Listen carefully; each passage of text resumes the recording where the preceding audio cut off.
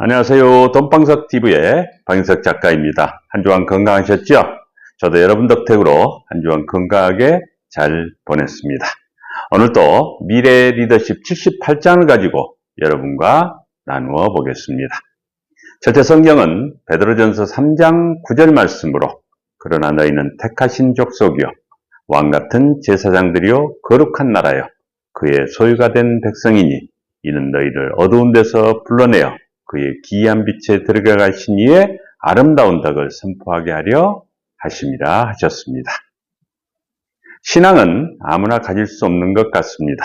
예수 그리스도를 주님으로 영접한다는 것은 택한 백성이기 때문입니다. 그래서 어렵더라도 전도를 해야 합니다.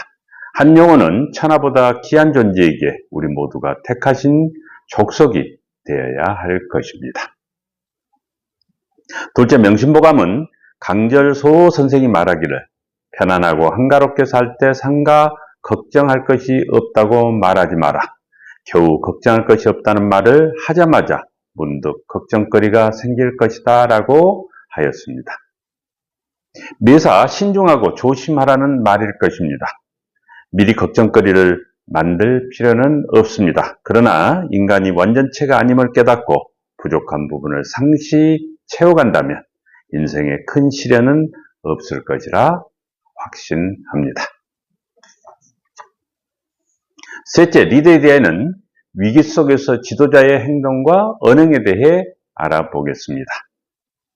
러시아 푸틴 대통령이 우크라이나를 침공한 지 3년이 지났습니다. 미국을 비롯하여 서방세계 그리고 군사 전문가들조차도 우크라이나 수도 키우가 2, 3일이면 함락될 것이라고 예측하였습니다. 막상 전쟁이 발발하고 시간이 지난 지금 예측은 빗나가고 전쟁의 양상은 예상 밖의 방향으로 전개되고 있는 것은 사실입니다. 결국 세계 2의 군사강국 러시아는 예상만큼 강하지 못한 군대였습니다.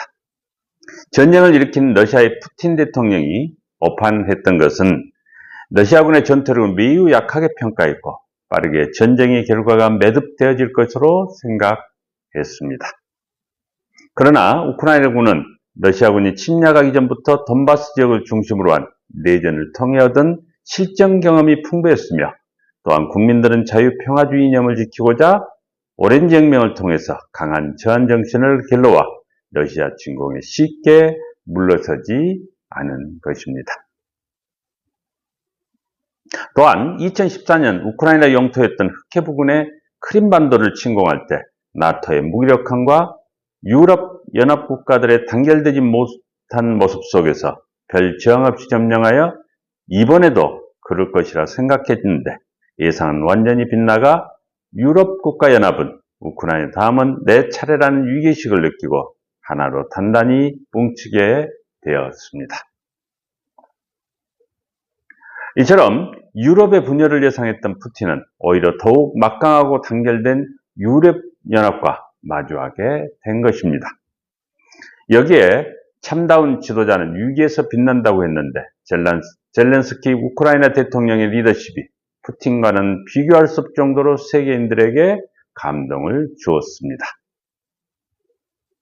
물론 전쟁 전에 외교력을 발휘하여 전쟁까지는 가지 말았어야 한다는 논란이 있긴 하지만 젤렌스키 대통령은 패전을 예견한 미국 측의 망명을 단호히 거절하고 국민들과 결사항전을 함께하는 용기 있는 지도자였으며 외신 기자들과의 인터뷰에서는 3번의 암살 시도에 공포감을 느낀 건 한 인간으로서는 당연한 것이나 그러나 대통령은 죽음의 공포를 느낄 권한도 없다라고 말해 국가 위기 속에서 지도자가 어떻게 행동해야 할 것인가에 대한 묵직한 일깨움을 주었다는 것입니다.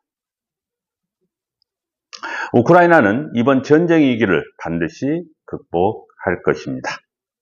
그것은 국가를 위하는 훌륭한 지도자와 국가를 지키고자 하는 국민들의 강력한 여망이 있기 때문입니다. 전쟁은 병사의 숫자라는 것이 아니라는 것을 손자의 병법서가 가르쳐 주고 있습니다. 이상으로 78장을 마치고 다음 주에는 미래 리더십 79장을 가지고 여러분을 찾아뵙겠습니다. 한 주간 건강하십시오. 감사합니다.